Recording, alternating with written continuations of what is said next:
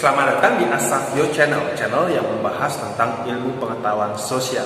Kesempatan kali ini saya ingin membahas tentang dampak dari adanya konflik dan kekerasan. Tapi sebelum lanjut, silakan simakkan berikut ini. Jangan lupa like, komen, dan subscribe ya, karena subscribe itu gratis.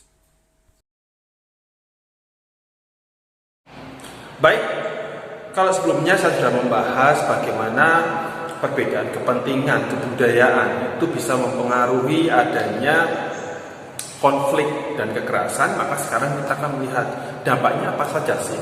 Yang pertama tentu adalah dampak fisik. Dampak secara fisik ini bisa berkaitan dengan harta benda, kehilangan harta benda, atau mungkin rusaknya bangunan jika itu ada semacam tawuran, atau mungkin itu luka-luka, atau mungkin bahkan korban jiwa, ada yang meninggal. Itu jelas dampak secara fisik. Kemudian juga ada dampak secara mental. Orang-orang yang menjadi korban biasanya mereka pasti akan mengalami yang namanya semacam trauma. Mereka akan merasa stres, akan selalu mengalami ketakutan karena pernah melihat pengalaman dulu yang buruk sekali. Saya pernah membaca bukunya Toto Chen, bagaimana anak-anak itu dia yang menjadi korban dari konflik antar suku di Rwanda. Itu mereka selalu ketakutan, mereka selalu trauma, bahkan mereka harus berhadapan dengan orang-orang yang dulu itu membunuh keluarga mereka, misalnya seperti itu. Nah, seringkali orang-orang yang kita yang menjadi korban itu akan memunculkan rasa stres, yang itu mulai dari sakit kepala, kemudian mungkin selalu cemas, selalu gelisah, misalnya seperti itu. Selain masalah stres juga akan ada perubahan perilaku. Mungkin orang-orang yang sebelumnya ceria, orang-orang yang sebelumnya sabar, tiba-tiba setelah terjadi konflik, entah konflik apapun, entah konflik mungkin di rumah tangga atau mungkin di masyarakat, akan bahkan konflik besar seperti itu, dia akan menjadi mulai agresif, mulai lebih mudah marah, mulai justru ada yang dia menarik diri dari lingkungan karena selalu ketakutan. Nah, ini merupakan contoh-contoh dampak secara mental. Terutama akan terlihat efeknya apabila yang menjadi korban itu masih anak-anak, karena mereka yang paling rentan untuk mengalami kasus-kasus seperti ini. Sehingga mereka, untuk anak-anak seperti ini, harus dilakukan suatu upaya pemulihan trauma dari masa lalu, pemulihan trauma dari adanya konflik, supaya hidup mereka itu menjadi lebih baik, menjadi dimulai dari nol lagi seperti itu. Jadi supaya beban di masa lalu itu tidak terus-menerus dibawa. Dan biasanya otomatis dampak secara fisik dan mental ini itu sifatnya cenderung negatif. Kemudian ada juga dampak secara sosial. Apa saja?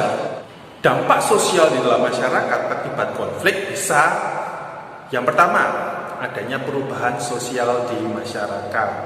Contohnya gimana?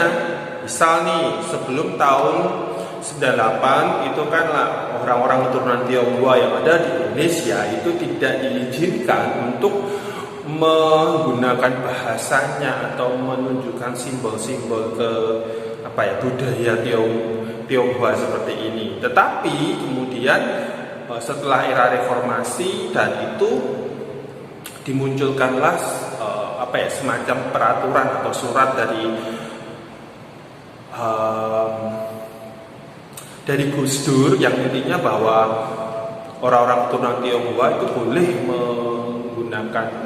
menggunakan atribut atau budaya mereka plus tahun baru Cina itu Imlek bisa dijadikan sebagai hari libur. Itu sebagai salah satu contoh terjadi perubahan sosial setelah adanya konflik di masyarakat.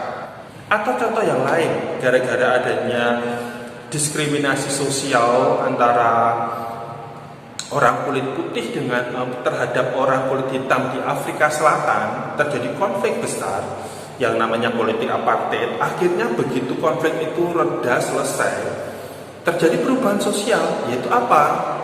Politik apartheid runtuh, kedudukan antara orang kulit hitam dan orang kulit putih itu menjadi setara. Kemudian juga otomatis orang-orang kulit hitam mulai bisa mendapatkan berbagai hal yang dulu tidak bisa mereka dapatkan pada masa politik apartheid itu berlangsung. Jadi perubahan sosial ini terjadi setelah terjadi suatu konflik besar.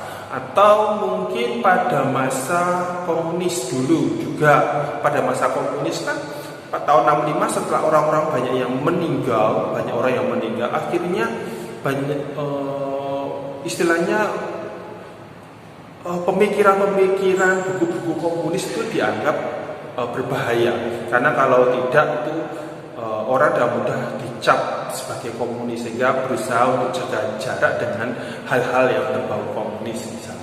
Padahal sebelumnya mungkin tidak seperti itu, dan karena sebelumnya itu mungkin ada banyak orang yang memiliki agama ya, atau dalam arti di luar 5 agama, atau bahkan tidak beragama. Setelah komunis itu runtuh di Indonesia tahun 65, akhirnya semua orang di Indonesia tanpa terkecuali harus memiliki agama, dan itu bukan agama lokal seperti aliran kepercayaan, tidak, tapi harus memilih satu di antara 5 agama. Ini sebelum sebelum Konghucu itu dimasukkan dalam agama baru ya.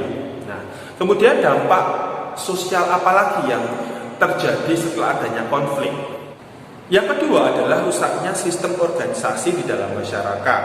Atau misalnya di sini suatu perusahaan aja lah, di mana kan ada suatu sistem, tapi kemudian ada orang-orang yang mungkin tidak setuju dengan